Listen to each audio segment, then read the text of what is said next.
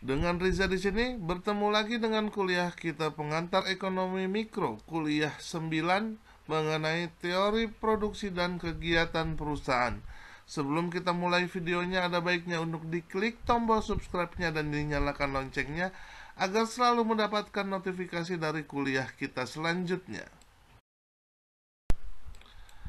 Bentuk-bentuk organisasi perusahaan. Organisasi perusahaan dapat dibedakan menjadi 3 bentuk organisasi yang pokok, yaitu pertama perusahaan perseorangan, yang kedua perusahaan perkongsian atau firma, dan yang ketiga adalah perseroan terbatas. Perusahaan perseorangan adalah organisasi perusahaan yang terbanyak jumlahnya dalam setiap perekonomian, tetapi sumbangannya kepada keseluruhan produksi nasional tidaklah terlalu besar, karena usaha tersebut adalah kecil-kecilan atau secara kecil-kecilan. Contohnya penjual sate, toko kelontong, toko mainan, UMKM, dan lain sebagainya. Perusahaan perkongsian atau firma. Firma adalah organisasi perusahaan yang dimiliki oleh beberapa orang. Mereka sepakat untuk secara bersama menjalankan suatu usaha dan membagi keuntungan yang diperoleh berdasarkan perjanjian yang telah disepakati bersama. Dalam firma atau perkongsian, modal perusahaan dikumpulkan dari anggota perkongsian itu, dan setiap anggota perkongsian mempunyai tugas untuk menjalankan dan mengembangkan perusahaan yang mereka dirikan. Selanjutnya adalah perseroan terbatas.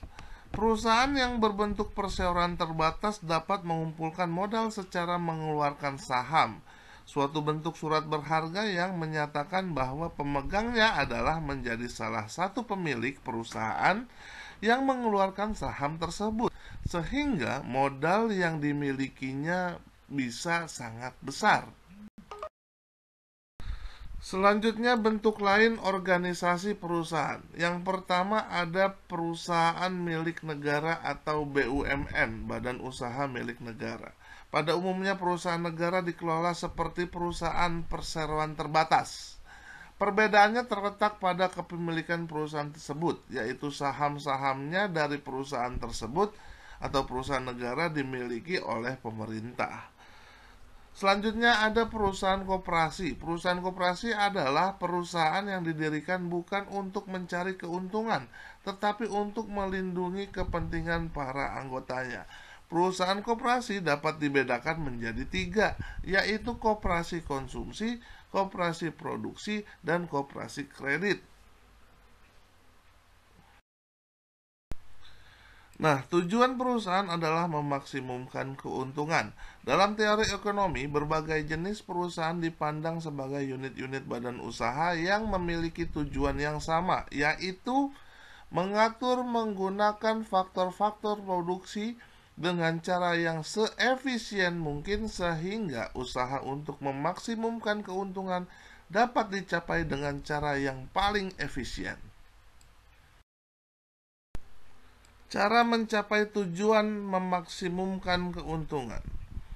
Yang pertama, keuntungan diperoleh apabila hasil penjualan melebihi dari biaya produksi, dan kerugian akan dialami apabila hasil penjualan kurang dari biaya produksi.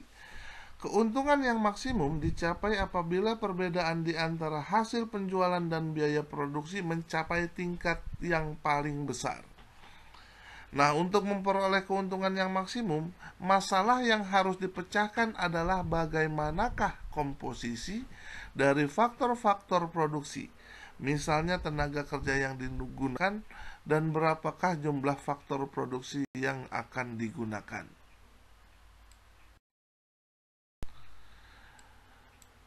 Analisis ke atas kegiatan memproduksi perusahaan dibedakan menjadi 2, yaitu jangka pendek dan jangka panjang. Di dalam jangka pendek, kebanyakan faktor produksi adalah tetap, hanya tenaga kerja saja yang harus ditambah. Dalam jangka waktu panjang, semua faktor produksi dapat ditambah dalam jangka waktu panjang. Perusahaan dapat menyesuaikan dengan perubahan-perubahan yang terjadi di dalam pasar. Jumlah alat-alat produksi juga dapat ditambah, mesin juga dapat dirombak, serta teknologi dapat ditingkatkan karena panjangnya waktu analisis. Fungsi produksi, from changing activity, yaitu suatu kegiatan merubah bentuk dari suatu barang. Contohnya beras menjadi bubur. Selanjutnya ada fungsi transportation, yaitu kegiatan memindah barang dari suatu tempat ke tempat lain. Contoh memindahkan ikan ke pasar. Selain itu ada storage, yaitu kegiatan menyimpan suatu barang yang akan digunakan di masa yang akan datang. Contohnya menyimpan emas atau suku cadang. Fungsi merchandising, yaitu kegiatan memperdagangkan suatu barang agar sampai ke tangan konsumen yang membutuhkan. Contohnya adalah tindakan pedagang.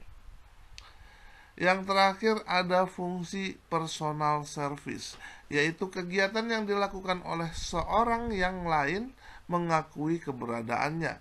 Contoh dosen, guru, dokter, dan lain sebagainya diakui oleh manusia atau mahasiswa. Teori produksi. Teori produksi menjelaskan hubungan antara jumlah output maksimum yang bisa diproduksi dengan menggunakan sejumlah input-input yang tersedia pada teknik tertentu.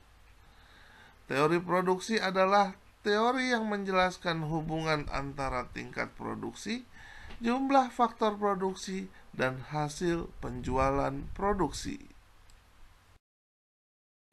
Ada dua jenis keputusan yang dilakukan produsen untuk melakukan produksi, yaitu jumlah output yang harus diproduksikan dan berapa, dan dalam kombinasi bagaimana faktor-faktor produksi atau input itu dipergunakan.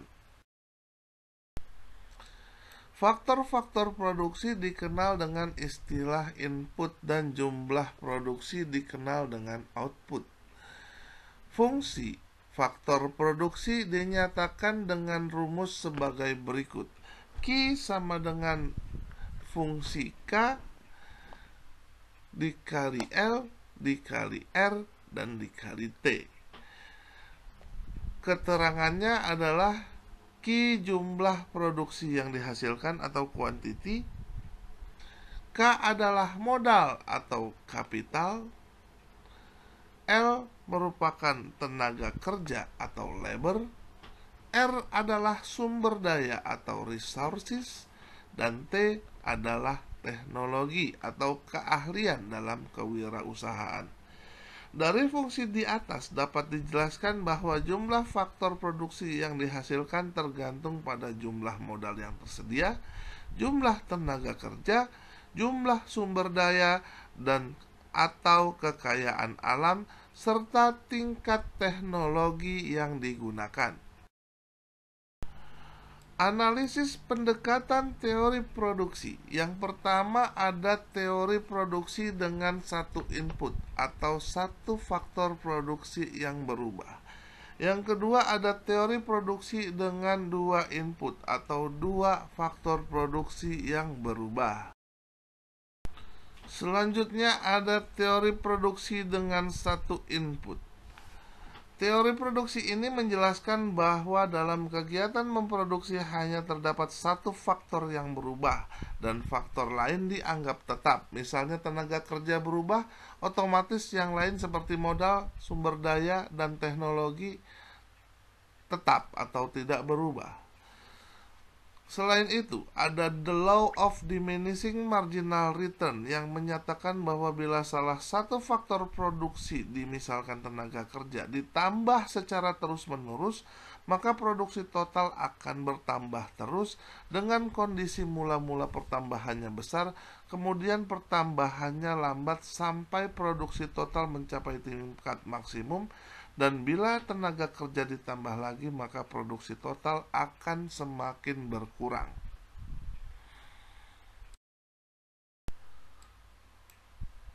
Masih dalam teori produksi dengan satu input, rumus fungsi produksi dengan satu input variabel antara lain adalah produksi marginal adalah tambahan produksi yang diakibatkan oleh pertambahan satu tenaga kerja yang digunakan. Untuk menghitung produksi marginal dapat digunakan rumus sebagai berikut. MP atau marginal production sama dengan delta TP dibagi delta L, di mana delta TP merupakan pertambahan produksi total dan delta L adalah pertambahan tenaga kerja. Selanjutnya produksi rata-rata, yaitu produksi yang secara rata-rata dihasilkan oleh setiap pekerja. Untuk menghitung rata-rata produksi dapat digunakan rumus sebagai berikut. AP sama dengan TP dibagi L, di mana AP merupakan produksi rata-rata, TP adalah produksi total, dan L merupakan jumlah tenaga kerja. Di bawah ini adalah gambaran mengenai produksi suatu barang pertanian di atas sebidang tanah yang tetap jumlahnya tetapi tenaga kerjanya berubah-ubah. Ada tahap pertama, tahap kedua, dan tahap ketiga. Yang produksi marginalnya setelah mencapai maksimal akan terus menurun sesuai dengan hukum the law of diminishing marginal return. Berikut ini adalah kurva produksi total, produksi rata-rata, dan produksi marginal yang dapat dilihat sebagai berikut. Gambaran dari tabel di atas, tahap pertama, tahap kedua, dan tahap ketiga.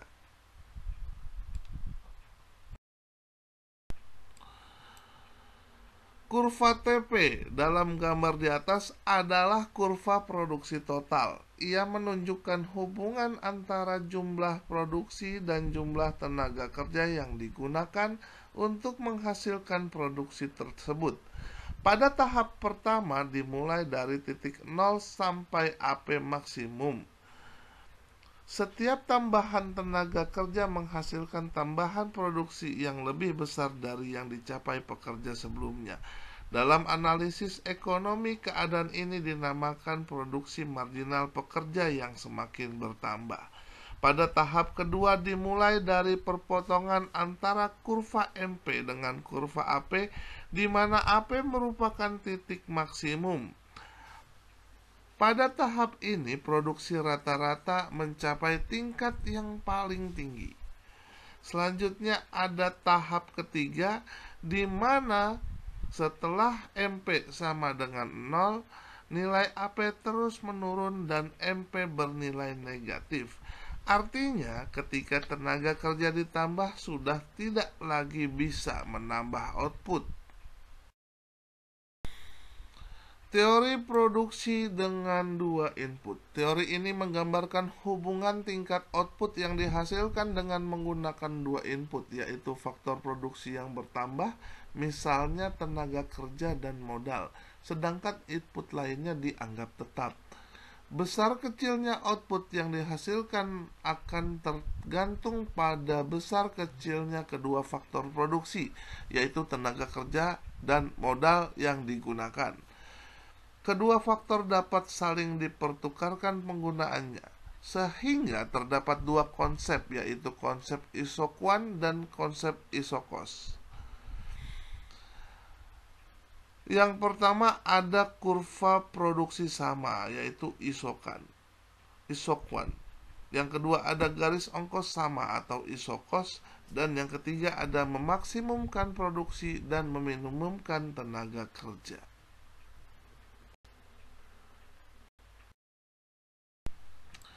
The motivation honesty is simplicity, which can lead you to success.